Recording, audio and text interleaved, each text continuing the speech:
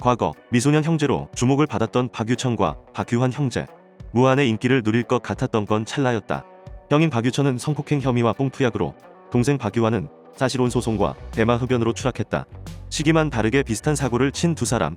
얼굴만 닮은 게 아니라 인성도 닮은 이 형제는 무모했다. 2016년 박유천이 성폭행 혐의로 업소 여성들에게 고소를 당한 사실이 알려져 파장이 일었다. 피해를 주장한 여성은 한 명이 아니었다는 것이 충격이었다.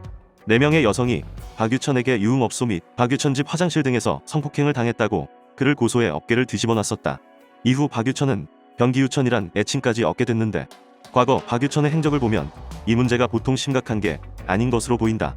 박유천이 과거 해외 라디오 프로그램 출연 당시 뷰티풀이라는 단어와 연상되는 것 중 하나로 화장실을 꼽은 것과 어떤 남편이 되고 싶냐는 질문에 소소한 걸 같이 해주고 싶다며 예를 든 것이 변기 커버 내리기라고 한 점.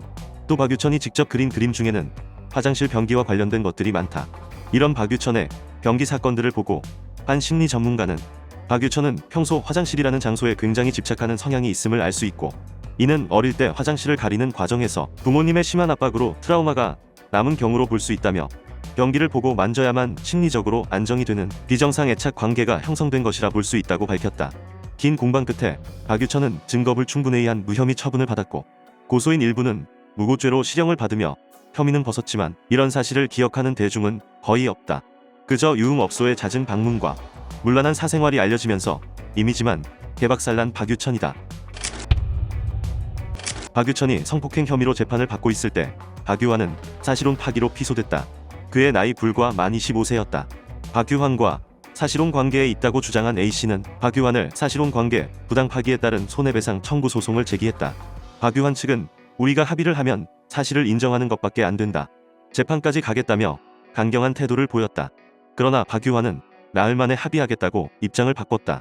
이런 형제의 연이은 사생활 스캔들은 대중에게 충격을 줬다. 형제의 스캔들은 다른 형태로 계속 이어졌다.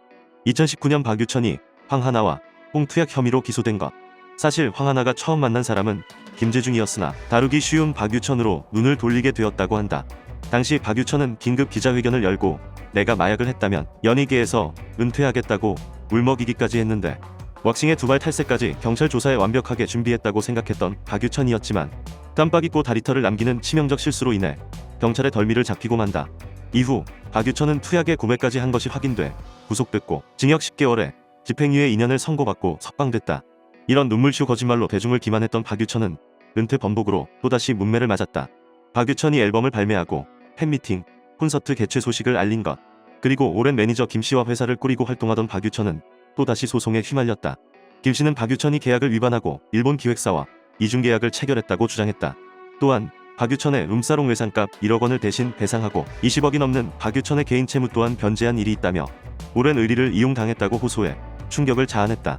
박규환은 박유천이 여러 사건에 휘말릴 때 형을 적극 옹호했다. 박유천은 결백하다는 취지의 의견을 내며 박유천 팬덤의 지지와 응원을 요구해왔다. 하지만 박규환 역시 형과 다른 종목인 대마 흡연으로 발각되고 만다. 경기남부경찰청은 박규환을 마약류 관리에 관한 법률 위반 혐의로 불구속 입건했다. 그리고 박규환은 태국에서 열린 박유천의 콘서트에 특별 출연하기 위해 태국을 방문했다가 한국인 일행들과 범행한 것으로 조사됐다. 얼굴만 닮았을 뿐 아니라 인성 또한 비슷한 이 형제들의 앞날에 어떤 일이 또 벌어질지 궁금해진다.